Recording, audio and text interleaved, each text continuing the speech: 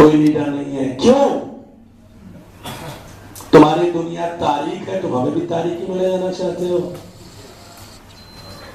شعاع ایمان نے ہمارے قلوب کو بھی اتنا تاریخ نہیں کیا ہے کہ ہم اپنے اولیاء کو چھوڑ کر کے تمہاری باتوں میں آ جائیں. لہذا یہ ہم سب کی ذمہ داری ہے. جہاں کہیں بھی انسان علم دوست ہوگا وہ علماء کی قدر ضرور کرے گا.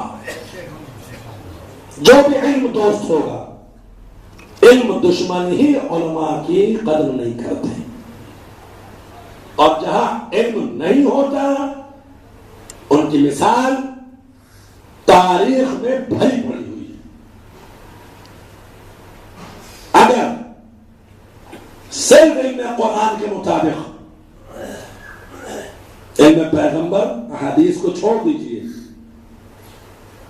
ائمہ کو چھوڑ دیجئے، اگر صرف علم قرآن کے مطابق عمل کیا جاتا تو کیا آپ سمجھتے ہیں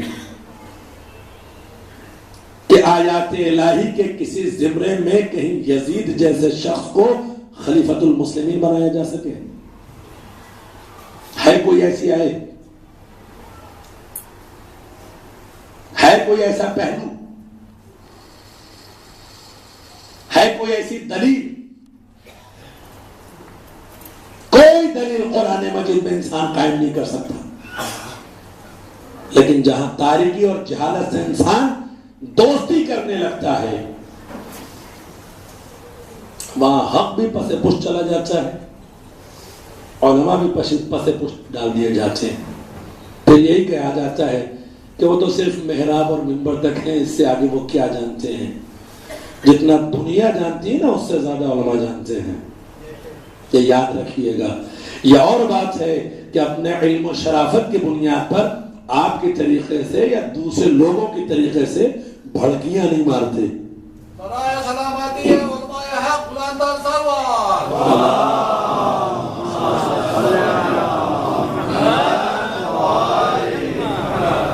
ورنہ سارے نظام سے یہ واقف ہوتے ہیں کوئی ایسا موضوع اور کوئی ایسا علم نہیں ہے کہ جو جامعات میں پڑھایا نہ جاتا ہو. کوئی ایسا علم. ہم شاید یہی سمجھتے ہیں دنیاوی اعتبار سے کہ علماء کو صرف عربی گرامر پڑھا کر کے اصول فقہ اور اصول منطق اور اصول فقہ اور تفسیر یہ 2-4 علوم پڑھا کر کے انہیں چھوڑ دیا جاتا ہے.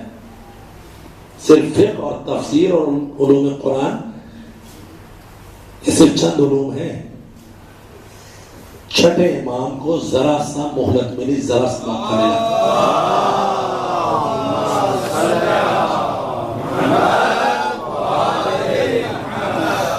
تو کن کن علوم کی بنیاد مولا نے رکھی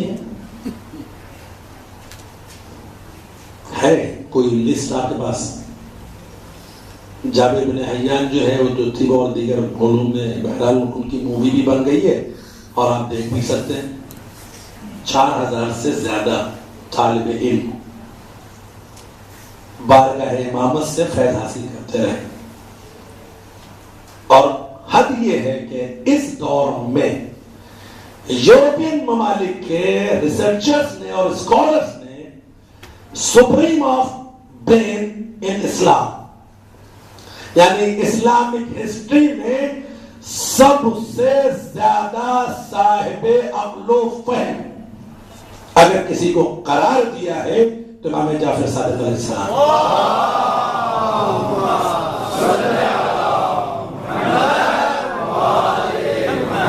ایک امام کو ذرا سا موقع ملا ہے اپنے علم کو ظاہر کرنے کا، فرزند پیغمبر کو. تو آج تک زمانہ ان کی فہم و فراست سے آگاہ ہے اور اسے تسلیم کر رہا ہے. ہم تسلیم کریں نہ کریں، علم جہاں ہوگا. اسلامی تاریخ کی جتنی بھی چیزیں ہیں پوری بک بنائی گئی ہے کہ جس میں 100 عجائبات جمع کیے گئے ہیں اسلامک تاریخ کے اعتبار سے. سب چھٹے امام اور ان کے شاگردوں کی مناسبت سے جو باقاعدہ لندن کے میوزیم میں وہ بک رکھی ہوئی ہے اور سیل کے لیے بھی اویلیبل ہے وہ. تو ایک ولی، ایک امام اگر ہماری نگاہوں کے سامنے اسے ذرا سا موقع مل جائے تو یہ تو صاحب عصمت کے حوالے سے ہے، اور ایک نمائندہ امام کو اگر موقع مل جائے تو جتنی اسلامی مملکتیں ہیں ان میں تقابل کر کے دیکھ لیجئے بہتر کون سی ہے،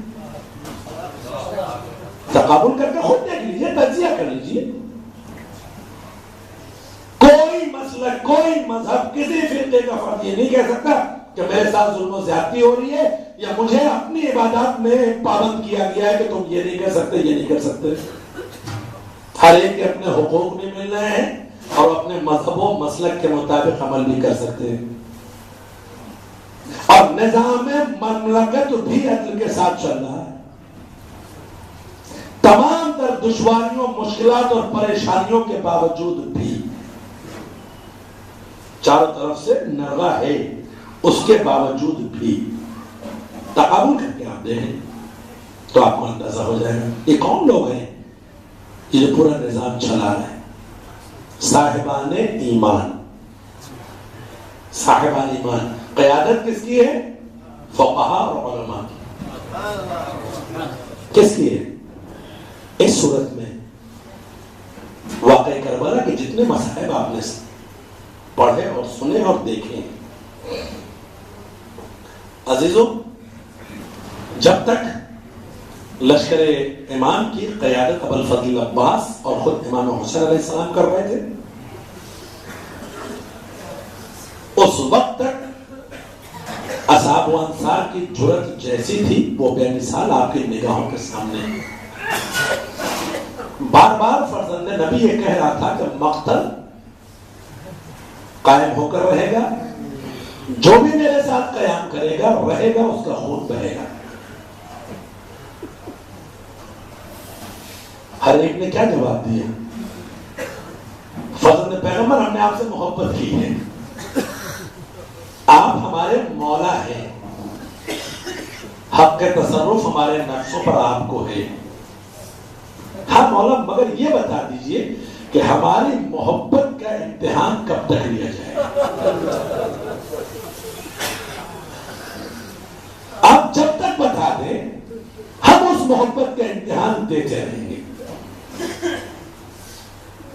جناب ثانی زہرا کے خیمے کے سامنے کھڑے ہو کر کے حبیب و زہیر اور مسلم اوسجہ جیسے چاہنے والے یہی کہتے ہیں، شہزادی اگر اجازت ہو تو ہم اپنی تلواروں سے اپنے گلے تو کاٹ سکتے ہیں، مگر آپ کو نرغیانہ تنا چوٹ نہیں جا سکتا۔ لیکن جب اصحاب و انصار نہ بچے تو یہی شہزادیاں ہیں، یہی مقدرات عصمت و طہارت ہے۔ کیا ثانی زہرا نے مقتل کی طرف مڑ کر نہیں کہا ہوگا، حبیب مسلم ابن اوسجہ، زہیر ابن قین، جب تک تم سلامت تھے تم نے وعدہ وفا کیا، مگر تمہاری شہادتوں کے بعد ہمارے خیام چلا دیے گئے، ہمارے سروں سے چادریں چھین لی گئی، ہمارے پشت تازیانے مارے گئے ہیں، ہمارا کوئی حامی و ناصر نہیں بچا ہے۔ عزیزو، 11ویں محرم گزر رہی، آج 12ویں محرم ختم